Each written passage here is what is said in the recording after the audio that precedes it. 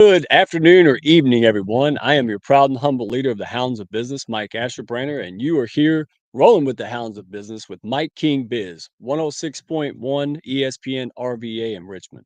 Thank you for tuning in. If you're on the live stream, welcome. If you're on the radio listening, hope you're having a great day. Today, I have a special guest and a dear friend of mine, Kristine Bell.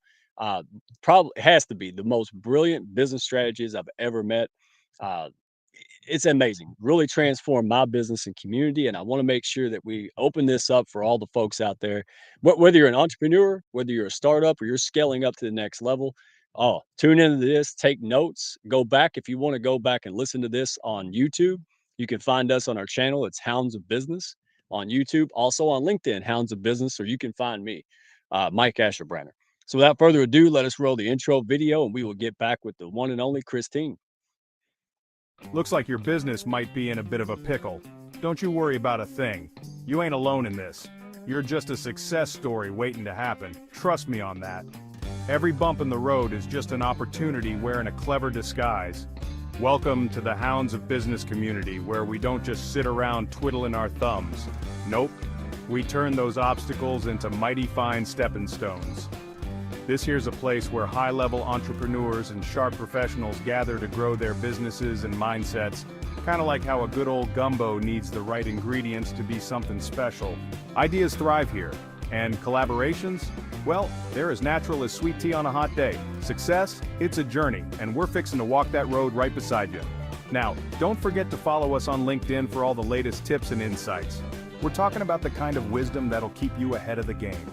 And while you're at it, head on over to our YouTube channel. We've got ourselves a treasure trove of videos, from expert interviews to webinars, everything you need to stay sharp in this fast-moving world of business. The Hounds of Business Community? Well, we ain't just a network, we're a movement. So why not come on and be part of something bigger? Join us today and let's turn your business journey into a real Southern success story. Together, we'll achieve greatness. Just like crawfish. Like crawfish and singing on a Friday night, man. That I gotta put that on my t-shirt. We gotta make some merch with that. All right. Kristine Bell, welcome to the show. How are you today, my friend? I'm really good, thank you. It's a little hot and muggy in Sydney, but I like warm weather, so it's okay. Check this out. We've already got Dr. Jeffrey Berger in the house. Hello to you too, my friend. Royce Blake, man, that guy, he's all over it, man. Love having you in the pack. Homer, happy to see you, my friend. And they're piling in. And all the folks out there in Richmond and Mike King land, hey, thank you for tuning in. Today, you're in for a special treat. So not only did Kristine Bell help me in my businesses, but also help me really grow the Hounds to where it is today, and more exciting, where we're about to go in December. So Kristine, welcome and thank you. My first question is, you have a 25-year journey, right? Your journey spans 25 years across multiple continents. What sparked your initial passion for consumer strategy and market research? Why is it so important?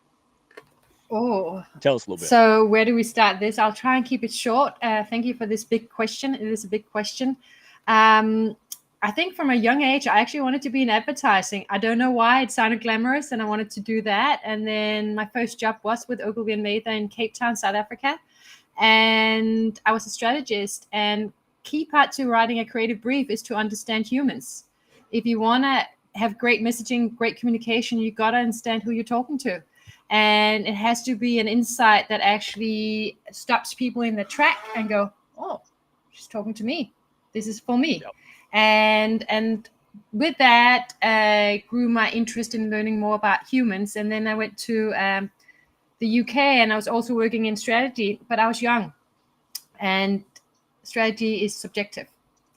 This is not like this is right, this is wrong. It's subjective. And guess what? When you're young and you don't have much experience, it's very hard to be heard and seen as a strategist. So one of the things I learned to be smart was that if I started doing qualitative market research and became an expert in speaking to the people, then I used that insight, especially because I work in cultures that I didn't grow up in. So I didn't have that background either. So I needed to learn about the culture too, whether it's South Africa or the UK. And I learned by becoming a qualitative researcher, speaking to people, that I loved doing it, that I was great at it. And two, when I was presenting strategy back to clients, They were listening because I wasn't saying this is what I think. I said, this is what's going on with your ideal customers. This is what they're thinking. This is what they're feeling. This is what they want. And so I learned that it was being young in the industry, that was my ticket to be heard and seen and to be taken seriously. And I loved it. I loved talking to people. I loved doing focus groups. I loved traveling and understanding humans around the world. And that's what I've done for a long time. Well, see, you've worked with major brands and large name corporations, Yeah. right? So, but now, and share what what you like about that. But you went from doing those things for 25 years internationally, Yeah. right? Because right now you're in Australia, right? That's where the accent's coming from. And follow you folks in live in Virginia are wondering, she's from Australia, but you're actually from you're Danish, Yes. who's living in Australia. So you have your own accent all to yourself, trademarked and I everything, surely right? do. So you sure do. But it speaks a lot because what prompted you to stop doing, major strategy for corporations and bringing it to the entrepreneurial world? For first of all, it's not a buzzword, right? Like branding and networking. Now community is a buzzword, but you don't hear a lot about strategy. However, through you, I've learned, wow, to not go at a business endeavor or developing a program or whatever without a strategy is why most entrepreneurs fail, is it not? So what made you transition from corporate, and why do you enjoy helping out entrepreneurs, startup and scale ups? So it's actually a personal journey that got me here. I was working long hours in research and strategy. Most big brands do research, qualitative research first to understand and then create strategy. And I was doing that for a long time. And about, what was it, 9 years ago, I walked out of a job. It wasn't that it wasn't a great job. It wasn't that they didn't pay me well. I actually also had 4 days a week, which was unheard of. I was still working long hours though. Mhm. And I just couldn't do it. One day I literally walked in and I resigned. And I went home and I went, what the heck did I just do? And it wasn't the first time I'd done that trick. I'd done it with the previous job as well. But then I got scared and went back into another job. And I stayed for 3 years just because I thought that would look better on my CV. Because from the day I signed, I thought I shouldn't do this, but I did it anyway. I went against my inner knowing. And basically what it took me on was a personal journey. I had burnout and I did not know what burnout was. And it turned out I was very burned out and I needed help. So I got a lot of help. And with that, I knew I couldn't go back into a job. I had to work for myself. I needed to make money, yeah? So kind of being self-employed, basically. So that's kind of what I needed to do. I needed to be self-employed so I could take care of me and I could learn boundaries. And I could learn to set boundaries and I could learn to find myself and be more balanced. And so with that, I started freelancing for a few small agencies, including my 2 last employers actually hired me as a freelancer. So that was kind of interesting, but at least there were more boundaries. And then as time went on, in the early years of working for myself, I started bringing in some of the big clients. I actually brought in Unilever, who I'd worked with for many years on and off across continents. And I brought in Ben & Jerry with them as well. And I brought in other clients that came to me directly. And that was great because now I suddenly was, wow, I'm doing this myself. But guess what? I was starting to burn out again because I still hadn't worked completely on my self-worth. And I still was looking to always be validated. And so I was doing a lot of work and I was a one-man band. And their timelines do not change just because you are a one-man band, yeah? And their agendas don't change either. So I was finding myself kind of starting to work very long hours, making good money just before the lockdowns. And, I was in control, but I was constantly running after and being scared to say no to projects or saying no to timelines that I couldn't actually handle. Then came the lockdowns in Australia. And if you didn't know, Australia had some significant lockdowns. And my industry with doing qualitative research, which is face-to-face, back then was very much face-to-face, etc., all shut down. And what had always happened, was already happening in my industry, was there was a change in using more technology and how they were doing insights and all this stuff. So things were already on the change. So what happened was just before the lockdowns, I started a meetup group. I started networking with small business owners. And I started a meetup group in Sydney. And I started doing talks at WeWork and networking events that I arranged in person. And I started doing classes in Sydney for free. And I had a lot of people coming to it, and it was all small business owners. And I didn't have an offer. I had nothing to sell to them because everything that, I used to sell to big companies were priced at a high ticket. It's a lot of money that we charge for that for big businesses. And so I didn't know what to offer them. So I kind of took a human-centered approach to creating an offer for small business owners, because as I spoke to more and more of them, and I did informal research with more than 300 small business owners, what I learned was they think they do strategy, but they don't know what real big strategy is, like the big strategy that big businesses are good at putting in place. Exactly. And I learned that they weren't doing it. They were going straight to, here's my offer. Let's create it over here in isolation, loving on it. Not saying it wasn't a great offer, but mostly they're guessing who the ideal customers was. They're guessing how they should present themselves, what their brand was, how to communicate, etc., what the offer should be even. And then they would go straight to, I need a website. I need to, obviously you need to make money. So you want to launch. I get a website. I get a logo. I get the graphics. I get my brand, everything done. Yeah. Usually by different people helping them. Yep. And those people go, sorry, you want to say? No, exactly. No, because there's a lot to unpack. Jeff just put a comment on there, folks on the radio. I also left corporate America in 2015 because I was burnt out. And there's in the Hounds of Business and just in general in the world, there's a lot of people that can relate to this. So good job. All right. Good job for not burying your head in the sand, number one, for going out there and saying, I'm not happy. I'm going to find a way to do it. That's step number one. A lot of people don't have courage. It took me a long time. So if you're out there driving around going, hey, I'm really, I have insurance at work, or I have, 401k and all these excuses. We got a million of reasons why we can't be successful and start a business. But give me one, right? Give me one. That's the challenge. So here's what I like about you. You've been there and done that. You're not talking from an academia standpoint. You also understand what entrepreneurs face real time. So when life does this, guys, when life throws little bags of dog poo at you, right, every day and challenges you, you've learned to make it into fertilizer, right, to increase your stock price. So here's what I'm talking about. Everybody out there, listen, you know what I mean. When you break away to start a business, you realize that someone else, your previous employer, corporation, was doing 95, 99% of the stuff you now have to do. So absolutely, I did the same thing Kristine just said. And in the comments, tell us, right, if you relate to this. I need a website. That's what everybody has. So I go build a website. Oh, I need this thing. I need a marketing email list. I need to do content. And it's like taking a bunch of jigsaw puzzle pieces and dumping them on the table without a box, and you have to put it together.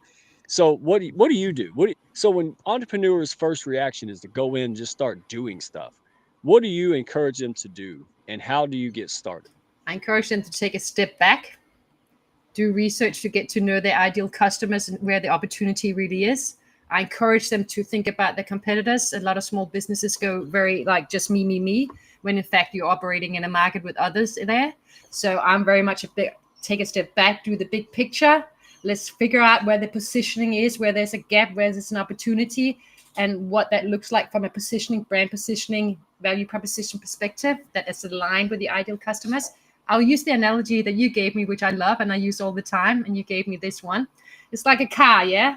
You need the product, you need your service, your customer experience, your brand positioning, your communication. It all needs to drive in the same direction at the same speed, yeah? So those are your four wheels. It all needs to hang together, and you need that GPS on to make sure that you actually get into the right place. And I'm the GPS that actually sets that destination first. Yeah, we get the destination right, and then we make sure that the four wheels are driving at the same direction, at the same speed, saying the same thing about you again and again and again. Absolutely. Hey, I got to do my thing. You are tuning in to the Hounds of Business Presents Mike King Biz Radio on ESPN RVA 106.1 FM. I am here with the one and only, I'll get it right, Kristine Bell, all right, the go-to strategist, right? So if you're an entrepreneur or a startup or scale up and you're trying to grow your business, this is where to go, all right? Most people just start doing stuff, and hey, you need a plan. You need to know who you are. You need to know the aspects. And we're about to dive into that with Kristine. But let me plug the Hounds in real quick. you have people out there since COVID now more than ever. They have a desire to be the antidote to all the stuff they don't like out there. They want to make an impact. They want to live happy lives, but they won't. Most of them won't. You know why? Because they don't have the daggum resources and support to make it a reality. And that's where the Hound steps in.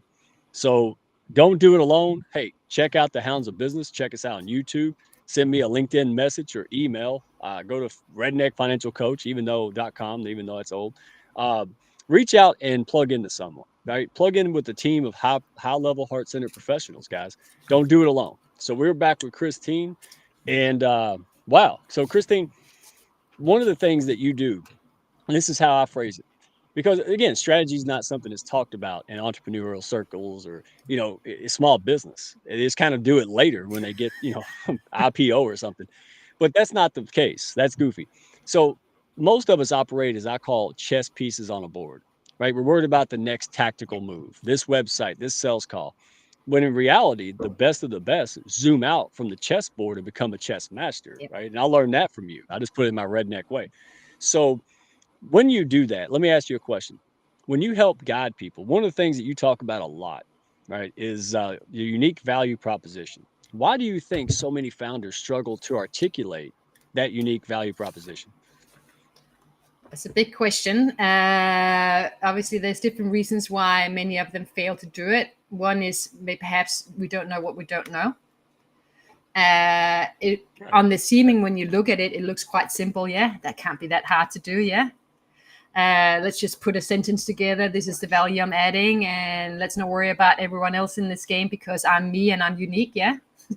And so we kind of just go with that. So I think it's often we don't know what we don't know. And this is possibly come back to my why. Why did I go from big business to small business? Because I believe in everyone should be able to have fulfillment and joy and be great at what they do and have the freedom that I want. And if we really want to build a business, I'm at the place where I can't go back. Like, you got to die in this hill. I will be successful, or die in this hell for it.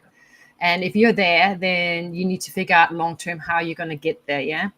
It's not going to work with tactics. You might be winning some here and some there, but overall, if you want to win long-term, you got to really sit back and go, okay, what is actually the biggest strategy here in place in my category, in my market? How can I be special? How can I offer something that is of real value that adds functional, emotional, social, even social impact? Yeah. Because that's what a value promise is. A value proposition is what you're promising them. Yeah. For people to buy you, if you are priced at bigger than a chocolate bar, if you're priced at a certain point, yeah, people are not just going to say, yeah, let me spend 10,000 there unless really have nothing else but to spend money. And even so, they're not going to care. And I want people to care about it. I want them to take it on board, what I do and use it. So I think we got to think about it from that perspective. There's so many options out there. It's such a noisy world. How can you actually, when you come out with an offer, how can you make sure that people will listen to it, that they'll go, yeah, you know what, I have that problem, I need that, and actually I really want that value. And it's not just a functional value, it has to be emotional as well, or social, and even social impact if you can get there. Self-actualization is the biggest promise you can give to everyone. Not everyone can deliver it though. See, you hit the nail on the head. I didn't know what I was doing. Anybody in the comments out there and people driving around listening on the radio, most of us didn't know what we were doing. We were all passionate and no clue. And that's the problem. We mix methodologies. We don't usually have the money to invest. And if we do invest, it's usually in the wrong thing, right? And so you're the guide. You're the person that says, hey, if you're going to ready to start this journey, let's think it through. That's what I heard you saying just now. Let's think it through. Let's follow a proven system, right? A roadmap, and let's do it piece at a time, right? Don't put the cart before the horse. And that's what you're great at. You help me in the Hounds of Business understand, right? Research the market, research what's going on, the needs, why we're attractive. And you did all that research and you put it in a clear roadmap.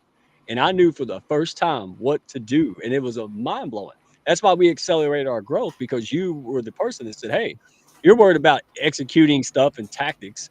How about we zoom out and paint a picture like a GPS, just like you said, point A, where I'm at, point B, where do I want to go? And Kristine is the guy that helped me and other people get there. So before you start just doing stuff and making pretty graphics, hold up and go talk to Kristine. And on that note, and we have some new guests rolling in. Kurt Robbins, Thank you for showing up. Yolanda is back. My goodness. Jason Perry, more country than me. Homer, thank you. And Michelle Ward, she's a rock star. She's a new hound. Great to see you. And if I missed anybody, there's glitches. I am so sorry. So let me ask you this. We talk about co-creating strategy with clients. You talk about that a lot. How does that differ from traditional consulting when somebody goes to get business help? So traditionally, big businesses have the money, so they will hire an agency or someone like me sometimes to do everything for them from a customer lens. So it's very much around really going deep with the customers, bringing out the insights, do the analysis, do the mapping for them of the category, where they fit in, where the needs are, etc. Do everything. Then I present it, and then depending on their agendas, they might take it all on board, or they will take parts of it, etc. For small businesses, because this comes at a quite high price ticket, it's not that cheap when it's full time. For small businesses, they can't afford that. And two, I want them to own their strategy. I'm not here for them to. I don't want businesses to be needing me as per se. I don't want them to rely on me. I'm tired of seeing a lot of companies out there, and actually what they're selling is a constant, you're going to need me forever. Yeah. I want people to take charge of their strategy. And I saw a lot of people possibly not knowing is they don't take charge of their strategy. And I want them to think a little bit more. And if you don't mind, I'll give an example. Skincare is a great example of it. Think about skincare. You could come out and say, oh, I've created a great skincare product. It's wonderful, etc. And I'll be like, yeah, but who are you selling it to? Because depending on your motivations, and in Australia alone with women, there is 10 different motivations in skincare. And based on their motivations, that will mean that they want different types of products. So they don't all want the same products. If someone has problem skin, I can sell a certain product to them. It's not going to work for someone who wants youthful skin or someone who wants natural. Yeah. That value promise is not going to work for them. Absolutely. So we even have to look at it from a product and service offer, how we can tailor it to their motivations and needs. From a brand perspective, young 20-year-old who wants to be the pretty girl, and look the best, she's going to want different communication than someone who has real problem skill with acne, or someone who's 40 years old or 50 years old. They're not going to respond to the same brand, the same communication, the same offer.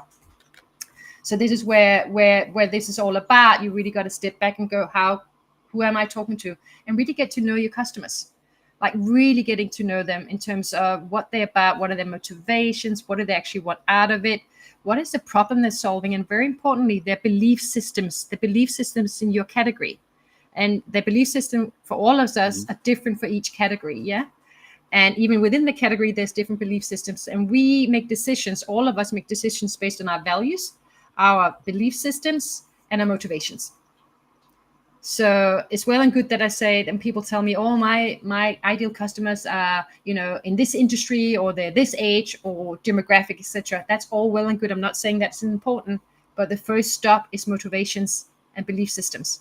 If you understand that first in your whole category, you can figure out where you fit in and where you slot in and where you align. And that's what I've done with you as well in your work with the community. Oh, in a huge way. Great analogy. I think of a car. It's like, hey, I made a car. I manufacture a car. Really? Is it an off-road? Is it economy? Is it fuel? Is it fancy? Is it for showing off and, getting attention? You just can't say, well, I got a business that helps people do X. Really? What makes you stand out? And the voice, your language. See, you sit back and plan. Like you wouldn't go on an Appalachian Trail and you never been on a hike before. You probably die, right? Like you need a guide, you need a plan. And that's what you do for entrepreneurs, but also just any businesses who want to go next level. And I'm proof positive it works. So thank you for making these things affordable and accessible, because a couple things I want folks to know. Number one, if you're on the radio, you can find Kristine, the one-stop shop. She has a link tree, but also Spark It. So like spark, like a flame. Spark It insights.com. Sparkit-insights.com. Go there, check it out, because you have two things. You have a free webinar, which I don't know why you still keep it free. Y'all better jump on this webinar before I make her add zeros to it. And number two, you just made a new community, Yes. right? And that's funny because you've been a Hounds leader forever. And everybody's like, well, did she start a community? Yeah, I don't teach strategy. I'm in your community learning strategy and I have seen it. Oh, you're part of it. You're helping veterinarians. You're helping all. You're helping me, you're helping people in space programs. I mean, it's unbelievable. So it doesn't matter what industry you're in. You need a plan. You need somebody to guide you and think this through. Because if you don't, you're going to do like I did, go piecemeal and run around and wonder why your business doesn't work, get a complex and think you're not cut out for this. You are cut out for this. You just got to learn the stuff you don't know. So tell us about your webinar, and also your community, and what people can do to plug in, because it makes it super accessible and affordable if folks are struggling with money right now, as most entrepreneurs do, right?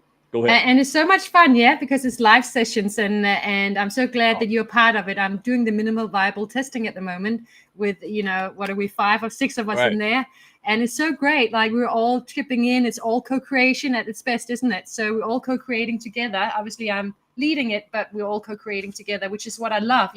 Yesterday we did a session on marketing execution. How often do you want would you wish someone could just look at your execution that you're putting on social or website and go, hey, can you just give me some feedback, relevant Right. feedback? Feedback will help you think a little bit more about it. And we all chipped in on each other's yesterday. And I thought it was amazing in terms of helping you. And everyone was like, wow, I just got some new insights into how I can do better.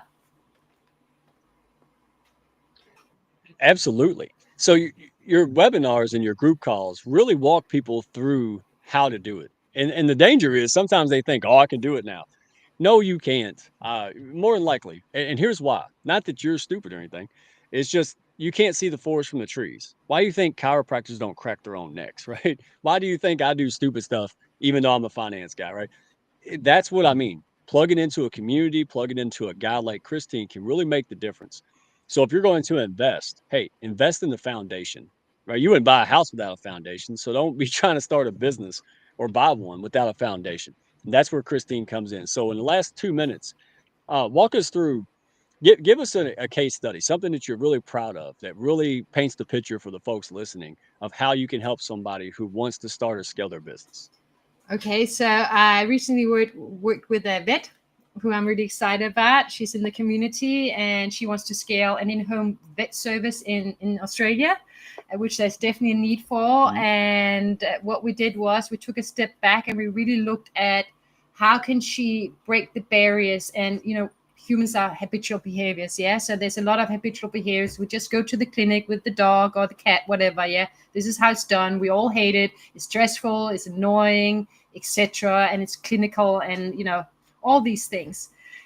But for her to actually be able to be heard and seen, we had to understand how we can actually break those patterns. What do we need to say? What do we need to offer?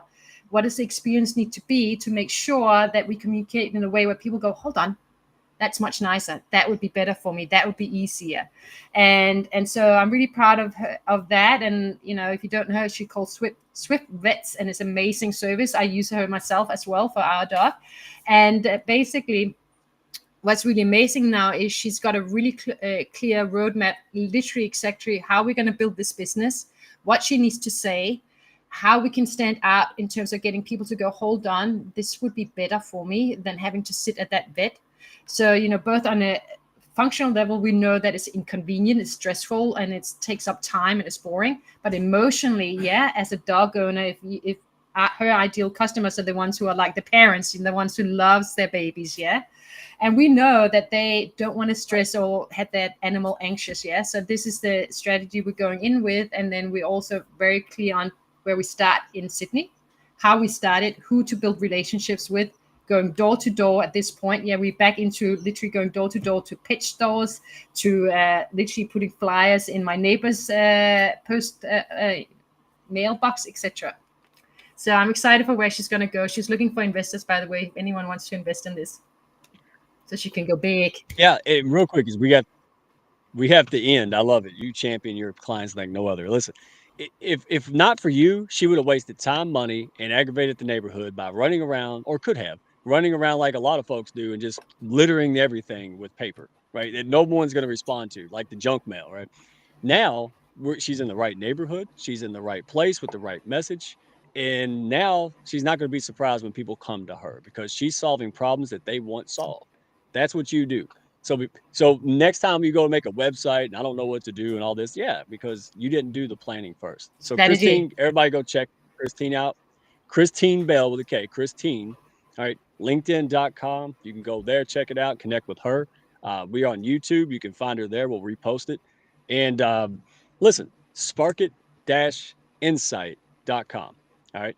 Go to the Hounds of Business YouTube. I'll put all the links in there. And thank you so much for stopping by. Thank you for the Hounds and friends of the Hounds in the comments. I really can't say enough about Kristine and what she's got going on. And this community, holy cow. Get rid of Starbucks for something like that for a day, all right, and just put it into your own business and see what happens, all right? I thank you for making this affordable, accessible. Thank you for being who you are. And folks, thank you for popping in and championing and supporting like no others. If you're looking for a pack to grow your business and you're out there trying to do it alone, stop it. All right, no more strays. All right, welcome home. Check out the Hounds of Business. I got a group call. And Mike King, thank you so much, folks in Richmond. Appreciate you all. We'll see you back here next time. It's a regular time, 2 p.m. Tuesdays. Everybody have a great day, and thank you again. Bye, Kristine. Appreciate you. Thanks for all you do for the Hounds. Thank you. Thank y'all for stopping by. Be sure to follow, share, and like, and send me a message if you had fun today. Y'all come back now.